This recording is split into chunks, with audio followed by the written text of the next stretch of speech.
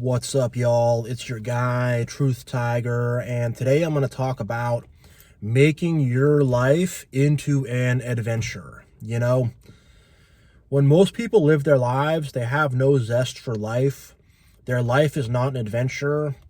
Their life is not fun. They don't have, missions to accomplish. They don't have quests to accomplish. They don't have, quests to complete. They don't.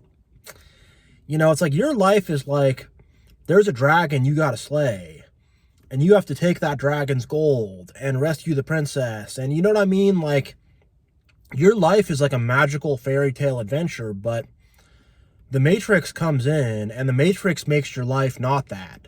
You're punching a time card. You're going into an office. You're doing spreadsheets. You're making sales calls. You're unloading a truck. Whatever. You got some shipments and deliveries coming in. You're working in a medical clinic and you're filling out paperwork, whatever your kind of job is or your vocation. The Matrix makes stuff into this very robotic, every day is the same, nothing ever changes. And there is like an underlying stress where you always kind of feel like you're trapped, or you're not working hard enough, or that, there could be some layoffs or what, you're always kind of like, there's always a little bit of existential dread underneath. And, this isn't just in work, but just in life. And you got to fill out paperwork to get an apartment and whatever. You got to do the mortgage for the house. You got to have your insurance on your car. And it's just a mountain of paperwork and bureaucracy and just boring stuff, just boring stuff. And no one's living life with zest. No one's living life like it's an adventure, and I want the mindset to change. I want the mindset to shift, and I want to really inject this into y'all to start living adventurously, start to live adventurous lives. And give me a sec here. And when you're on the path of good, when you're on the path of God, when you're doing the right things out there, it is an adventure. It is a quest. And sorry, give me a sec. And when you have spiritual eyes to see, you'll start to realize, there's all these vampires you got to slay. There's all these trolls and these goblins and stuff. And, if you don't have spiritual eyes, you'll just see, regular people. But all these haters, they're like these trolls and these goblins, and all these narcissists are like these vampires trying to suck your blood. And now these narcissists suck your blood like vampires, and you got to, you have to get yourself back to normal and cure the vampire disease and do all this stuff. And, your life is it's like you're a knight in shining armor and you're trying to kill the dragon, or, you're a princess and you're doing fairy magic and stuff like that. If you can really see it like that, and you can have a childlike imagination towards life, and you can see life in an adventurous way, and you can see everything for the adventure and for the journey that it really is, it changes everything. Because we look at life like everything's just on the surface, and there's deep things underneath everything.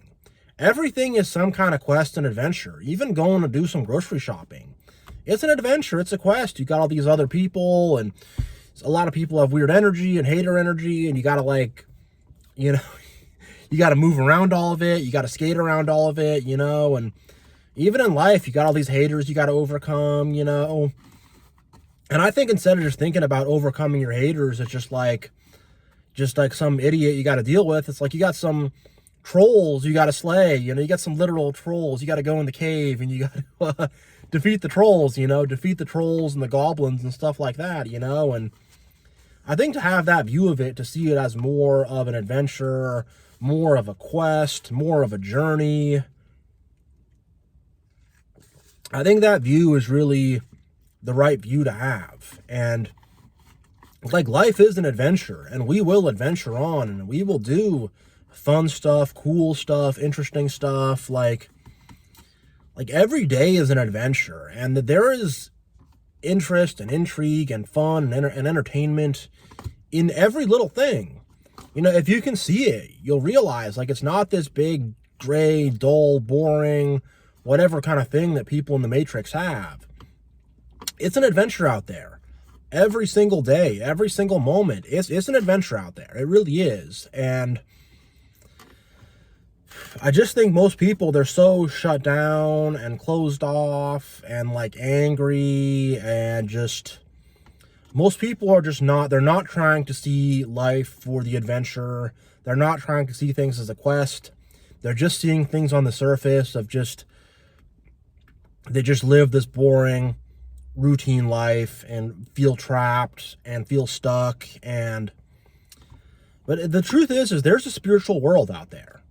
There's a huge spiritual world out there. And I've literally seen things, not just like in my heart, but literally I've seen, like, I saw a hater, and this hater had like a snake head, and I was like, what the heck? Whoa, you know. And I've just seen stuff around me, like there's spirits around me and stuff, and there's spirits all around us. And it's like we live in a world of like magic.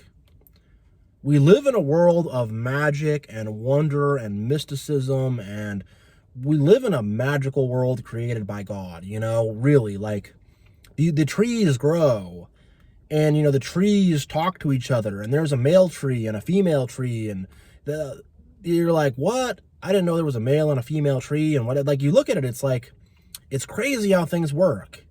It's crazy how things work. And they have these leaves, and the leaves get sunlight and water, and you got these beautiful birds, and the birds chirp, and they, you know, they get the pollen from the flowers, and the bees do too. And it's a beautiful, amazing, magical world we live in. You know, it really is. But most people, they have that veil over their head, and they just see this dark, gray, dead, whatever kind of thing. And that's what we build with the Matrix. We're going to build some gray office park. We're going to build some crappy building with these asbestos freaking ceiling tiles. But even that, even the Matrix that we build, even that's an adventure if you see it in the right way. You know, even that's an adventure. Like, breaking the Matrix is like freaking winning the Formula One, you know? It really is. You know, it's like, well, yeah, breaking the Matrix is, you know, even the battle we have with the Matrix and the battle we have with society, that itself is a crazy adventure. And it's like we don't fit in, and we know stuff, but we don't know how to express it to people around us, and people around us don't believe it. And it's very crazy. We're very set apart. It's like our lives are like straight out of a movie. Better than any movie that they could make. Better than any fictional movie they could make. You know, like just my life itself and other people's lives and things I've read in the comments and stuff. Like, we've all had these crazy adventures. I think the thing is for most of us, we started out in the dungeon. And in that dungeon, there were freaking bats and spiders, and you know, there were vampires and necromancers and walking skeletons and zombies, and I don't know, you know, whatever else is down there. But there was all this funky, nasty, creepy stuff, and we had to whatever, slay that stuff, kill that stuff, escape that stuff, whatever. We had to get out of there. But now we're out of the dungeon. We're out of that nasty dungeon. You know, there's no more spider bites, you know, in that little nasty crawl space. There's no more freaking rats biting at us. You know, there's no more spooky whatever skeletons and zombies or whatever. We're out of there. You know, we're out of there. And now we're in Narnia. Now we're in the princess's castle. You know, now we're in Princess Peach's castle, whatever. I don't know what to say, but, you know, now we're in this wonderful place of adventure. We defeated the nasty dungeon. And now we're in the beautiful whatever, the beautiful golden fields. You know, we are.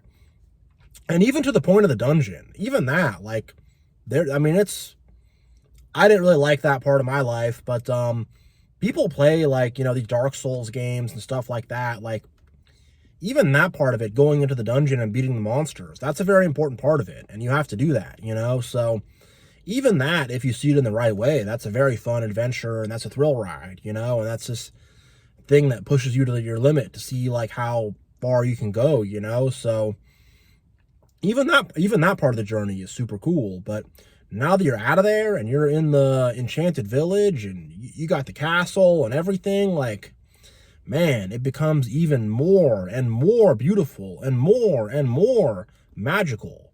And once you have the faith to believe, if you can really believe something, you can make it happen. Miracles, healing, or just practical goals. You want to start a business, you want to get a better job, you want to move to a better place, you want to get in better shape, whatever your goals are, you can accomplish them, you know. And we have that magical power to, you know, if we really believe and we really have strong faith and our will is strong and we have a good belief in God and we know that it's all through him, you can literally do like magic, you know. You can literally live a life of magic. Like, seriously, it's a very magical world. And the Matrix tries to make it all like it's like this dead, cold science. There was a Big Bang, and the Earth is just made of rocks and sediment and water, and it's all just physical. There's nothing spiritual to it. It's physical, it's cold, it's dead, and we're all here, we're cold and dead. And no, like there's, I mean, I'm not going to say too much, but I mean, what they tell us is history. They're leaving a lot of stuff out. And what they tell us is science is like half true, you know? So, like, don't, you know, question the Matrix a lot. Question the Matrix a lot and question a lot of the stuff they tell you, you know, really. Because there are realities that they're covering up that would make this world so much more magical and would make our faith so much more magical. If only we knew in our minds, you know? If only we knew in our minds. But the Matrix tries to block that out of our mind. And the Matrix just tries to make life about just, you gotta make as much money as possible and fit in and, you know, just like nothing really means anything. You know, that's what the Matrix wants to tell you. There's no real meaning to things. Just make money, have a nice house, whatever, you know, act political, you know, have a fake sense of morality because of your politics or your religion or whatever, you know, whatever your thing in the Matrix you're into, your social causes, whatever, I don't know, you know. But have this fake sense of morality, don't actually care about anybody, just put on a mask, be fake, no meaning, no purpose, nihilism. That's what the Matrix wants, us to just be nihilistic. No quest, no mission, no goal, no purpose, just get carnal pleasure and I don't even know, just like exist, you know? And it's like, no, there is meaning. There is purpose. God gives us meaning and he sends us on quests and on missions and on journeys. And, you know, we need to, you know, we need to do these quests and go on these missions and we need to climb the wizard's castle and, you know, kill the wizard and whatever, you know, we need to do this stuff. We got these wizards we got to kill. We got these witches we got to slay. We got these freaking, I don't know, we got these, I don't know what they call it, but we got these monsters we got to kill. You know, it's a whole, we got dragons to slay. It's a beautiful story. It's a beautiful story. It's full of mysticism. And this spirituality and mysticism is happening right in front of our eyes, right around us. It's all around us in all living things. Even on the rocks on the ground, it's all around us. And even in this Matrix we try to build with all these roads and buildings and whatever, all this stuff, even that has magic to it, you know, despite the fact that we try to make it cold and dead. And we try to make everything like there's no meaning to it and no purpose to it. And it's just pointless, you know, and it's not. It's not at all. There's a point to everything. And I mean, the main point is to love your fellow and to be a decent person and to be kind to people, you know? The main point is also to know that there is a God above you and to know that there are bigger things and bigger purposes and to know that there is a creator, you know? And not just a creative force, but a personalized creator. That's a person like we are, you know? So to know these kind of things and to connect with these kind of things it'll get you to the next level. It'll get you to the next level because it's like, if you're not doing that, everything is just like the next thing. I got to travel to the next place. I got to play the next video game. I got to party with this next whatever. I got to do this next whatever. Make this next money. Have this next carnal pleasure, whatever, you know. And you're just spinning around in a circle. And that's what the Matrix wants. Keep you spinning on the merry-go-round. Don't ever get off, because if you get off, you're going to question things a lot. You might feel pretty sick, too, once you finally get off, you know. But they want to keep you in that merry-go-round, going around and around, distracted. The horse is jumping up and down. There's all these lights and stuff. You're just distracted. You're not looking at anything. You're just fully occupied, you know. That's what the Matrix wants. It just wants us occupied and distracted. Well, meanwhile, these people stay occupied and distracted. Their existential dread grows bigger and bigger and bigger. And the question of why am I here? What's my purpose? Grows bigger, and their despair grows deeper and deeper and deeper.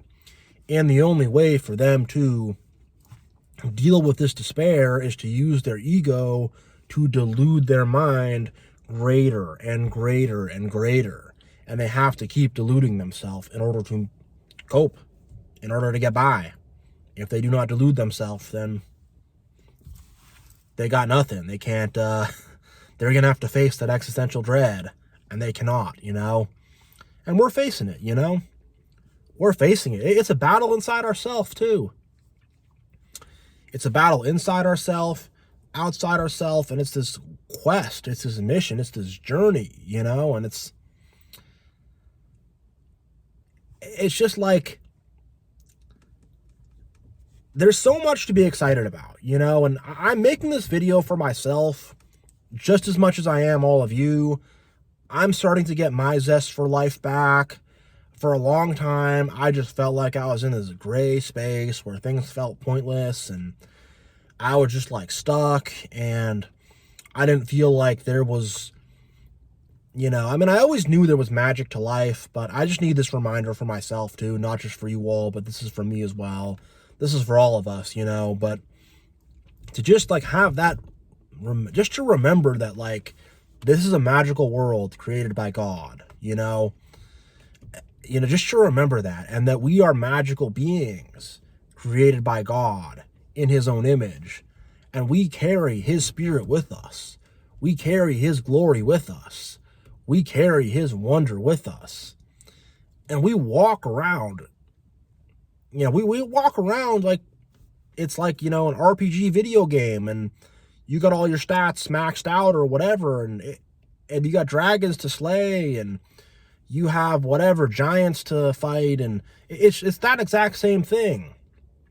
It's really literally that exact same thing, but we do not see it. We do not recognize it. And just in your life, in the everyday little battles, recognize it. When you have haters, be like, I got some orcs and some vampires and some snake people trying to mess with me, you know? Try to see it like that, you know, and you'll have more of like you'll have more fun with it, you know? Like seeing everything as just gray, dead, and cold, you're not going to have any fun in life, you know? You're really not. Your life is going to be boring. And that's not true either. That's like, that's like an imbalanced brain. When you're too in your left brain, you're true trying to like get all the data down, you know, you have that mentality. Use your right brain too, and you could be creative and magical. And like, what about creativity? That's magical too. People making paintings and songs, and like, why does a song sound good? It just does. It's like, that's magic. Why do I listen to someone playing a guitar and beating a drum and singing all at the same time and it sounds amazing? Or why do I listen to someone like make some electronic noises and it sounds great? Or someone just, you know, rapping along to a beat and it sounds great? Or someone doing a full chamber orchestra and playing a harpsichord and an organ and blowing on trumpets and saxophones, and I'm like, man, this sounds amazing. Why though? Why, you know? And it's like, we got to start thinking like that. We got to start thinking about like why music sounds good, and like think about the beauty and the splendor and the majesty, and really just be like, wow, you know? Really just to start seeing it like that, rather than just like, oh man, I've had a horrible day, I gotta like put all these songs on, and you know, whatever. I listen to music as a way to, so it's a good way to relax and stuff too, but I don't know, I think a lot of times we don't really fully like appreciate things. We don't, even the food we eat, like food is kind of magical too, you know? It's like there are these plants and these animals, and the plants have like fruit, we eat the fruit, you know? Animals, you know, we eat the flesh of the animal, and it's like a crazy, like everything we do, there is magic too. Everything we do is like so deeply meaningful. But I think most people are in this mentality that it's meaningless. And if people believe it's meaningless, they'll start to live like it's meaningless, and not live a good life, and not live to their potential, and not treat others right, and not acknowledge God, you know, not acknowledge spirituality, not acknowledging a higher power, not acknowledging anything greater, you know? You know, they won't, but there is so much magic out there. There's magic in nature. There is magic in space. There is magic in the ocean. There is magic in our bodies. There is magic in the fabric of the universe. There is magic in the law of gravity. There is magic in the way the whole thing is harmonized and sticks together. There is magic in our technology, you know? That's sort of the magic of the Matrix, but the fact that we can harness electricity, and then we can use electricity to like pretty much bring things to life, to animate things. And I have this phone I'm recording on, and it has a microphone, and the microphone can somehow capture my voice, and the camera can somehow capture my image. And then there is a chip on there that is filled with hundreds of millions of tiny semiconductors, and those semiconductors hold a 0 or a 1, and then all those zeros and ones get put together and your phone works, and it's crazy when you really look at it. And that's just what we did as humans. That's just what we as humans did. That pales in comparison to what God does. That pales in comparison to the magic of heaven. That pales in comparison to God's creation. You know, you break stuff down, there's atoms, and there's electrons, and there's neutrons, and there's quarks, and there's a nucleus, and the atom looks like a solar system. The nucleus of the atom is like the sun, and the electrons and the protons, I think it is, are like planets and asteroids circling around. Like, everything is like interconnected. There are patterns which connect everything. Everything is intermeshed and interwoven.